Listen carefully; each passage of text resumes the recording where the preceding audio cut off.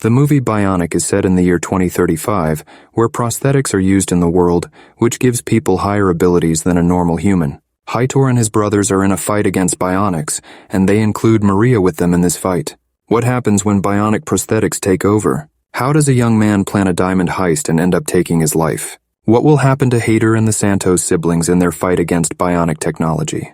Keep watching to know more. The movie begins with a young man walking into a bank in Brazil. The metal detector went off as soon as he entered. He explained that his shoulders had titanium joints because one of his arms was prosthetic. After a full body check, the authorities let him in. He had 3 lockers in his name. He opened the lockers with a single guard present, showing a heavy metal bionic arm. He attached the bionic arm, replaced his old prosthetic arm, and proceeded with his plan. The man planned to steal diamonds from another safe box. He got the diamonds, but he got injured by the bullets of the guard. Even though he got away from the bank, he killed himself to avoid more problems after giving the diamonds to his brother. The police looked into it and found out that the attacker was named Attila, who had trained to be a professional boxer. Bionic technology, like advanced prosthetics and body modifications, has made huge progress. This has made it tough for people without these upgrades, who most of the time face difficulties in life. When a company called Biona started making bionic prosthetics in Brazil, their main customers were war veterans who had lost limbs. They wanted to help these veterans get back into society. But soon, bionic mods became very popular, not just in Brazil but around the world.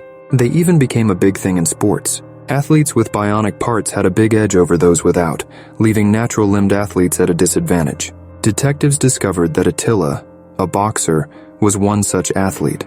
He initially struggled against bionic-enhanced opponents and eventually chose to cut off his own limbs to get bionic upgrades. While the investigation into the diamond theft is going on, the focus shifts to a young woman named Maria Santos. Maria was the daughter of a famous Brazilian long jumper, Helen Santos. Even after being trained by her mother, Maria faced challenges competing against athletes with bionic prosthetics. Her sister Gabby had a bionic leg because of an infection in childhood and held the world record in the long jump. Maria was frustrated by her sister's success and met a man named Heitor, who wanted to hire her for a special job. It turned out that Heitor was the brother of Attila, the man who had stolen the diamonds. Heitor got the diamonds from the boxer and ran away while Attila took his own life. Heitor had also managed him when Attila was trying to become a professional boxer. When bionic upgrades became popular all over the world, Heitor and Attila protested against them and started their own support group. Many people who didn't use these upgrades were angry because bionics gave athletes superhuman abilities. To those without bionics, these upgrades seemed like easy cheats, making them very unhappy with the authorities for allowing such upgrades. The support group was known by a symbol of a human skull. Heitor's team worked hard to help athletes train and get the needed supplies because many of these athletes had lost their jobs. The athletic tournaments only showed athletes with body mods, leaving those without bionics without any help. In such an unfair world, some people tried to get bionic attachments illegally, and a black market for these products grew. Seeing that his boxing career wasn't going well, Attila cut off his limbs to get bionic prosthetics. But Biona, the company that made these attachments, didn't allow people who hurt themselves to use their products. So, Attila ended up with just regular prosthetics, which ruined his career. He and Heitor then focused on their group's activism instead. Athletes need an electronic chip called NIM in their brains to use the physical bionic limbs.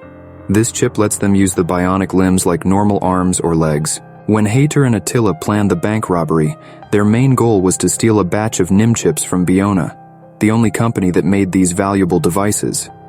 They thought the stolen diamonds would pay hackers to find the NIM chips, but the diamonds turned out to be of poor quality and wouldn't get enough money, so they needed a new plan. Sadly, before they could try again, Attila died. Heitor was determined to continue, despite losing his brother. He decided to rob bank trucks to get cash. To succeed, he needed someone with bionic parts because these enhancements give extra strength and speed. This led him to involve their third sibling, Gus, who had bionic modifications. Gus's bionic parts made him the perfect partner for this risky plan, giving Heitor the advantage he needed to go through with the heist.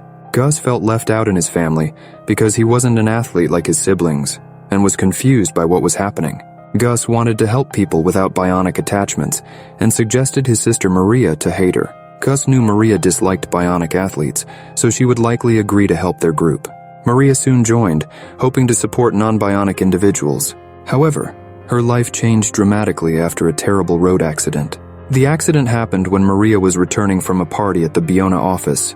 Her sister had just faced her about her selfish behavior. While driving home, a van crashed into Maria's motorbike, leaving her seriously injured. Because of the crash, Maria's right leg had to be amputated. To continue with her life, Maria needed to become a bionic athlete. She received a very high-quality bionic leg that increased her abilities. With her new bionic leg, she trained hard and set a new world record in the long jump. This was a big change for her. It helped her get past the challenges from the accident and make a strong return to athletics. In the next scene, the police detectives investigating the bank robbery noticed something suspicious about the accident. An unknown person had called them just before the crash, and this caller seemed to know about the accident before it happened. Security camera footage showed that the call came just minutes before the crash, which seemed very strange. Maria's sister, Gabby, listened to the recording of the call. She noticed a familiar tune playing in the background. This tune was from a special musical piece that was important to Maria. She had shared this piece with Heitor, and they used it to time their calls. Gabby realized that this tune was a clue. It linked Heitor to the accident and the robbery, making the case even more complex for the detectives. The truth was that Heitor himself crashed his van into Maria's motorbike. He wanted to make sure she was badly injured and would need to have her leg amputated. Heitor's real goal was to turn Maria into a bionic athlete so he could use her to get what he needed. Later, Heitor involved Maria in an ATM robbery to get money. With her new bionic leg, the mission was easier. Heitor's true intention was not to help non-bionic athletes, but to earn money for himself. He used the stolen money to pay hackers for information about the location of the NIM chips, which he planned to sell to illegal buyers for a huge profit. In the world of bionics, it initially seemed like the company Biona might be involved in Maria and Gabby's situation. However, this was not the case. Instead, Ricardo, the father of Maria and Gabby, deserved some of the blame. He was Gabby's trainer and manager, and helped bring sponsors to Biona. When Maria had her accident, Ricardo saw an opportunity. He turned his other daughter into a bionic athlete to make profits. Ricardo's involvement added another layer to the story. He used his connections to push Gabby into the world of bionic sports. He knew that bionic athletes had a better chance of success and earning money. Ricardo was not interested in the well-being of his daughters. He was focused on the financial gains.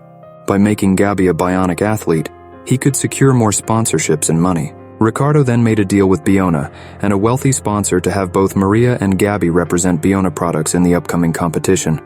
He promised that either one of them would break the record. This did happen, but it was only because Ricardo made his daughters fight against each other, in which Gabby got injured. At the end of Bionic, it was revealed that Dario, the head of the Bionic unit at Biona, was actually a friend of Maria and Gabby. He secretly helped them with supplies, hiding it from the corporate company. In the final scenes, Maria realizes Heitor has used her and decides to stop his deal with the client who is interested in the NIM chips.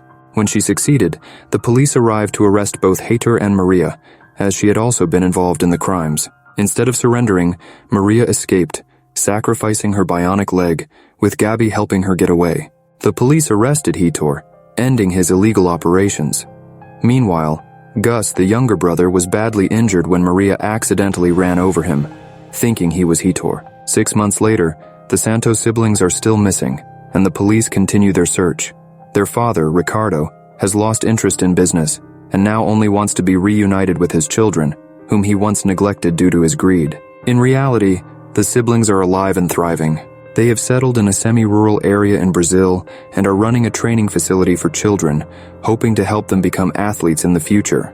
They are also working on a new plan to earn money for themselves and the children they train. Dario supports their effort by providing them with a stash of bionic parts from the corporation. Maria and Gabby need only bionic legs, but Gus needed almost full bionic upgrades because of his serious injuries. This makes him a very powerful fighter. Previously, Heitor had found a client who wanted to buy NIM chips for illegal activities. Now Maria, Gabby, and Gus are working with the same client. They agree to sell the NIM chips to him in exchange for money. This deal makes them the first mercenaries in Brazil with bionic attachments. Their new roles and the bionic modifications help them take on this risky job, showcasing how their lives have changed dramatically.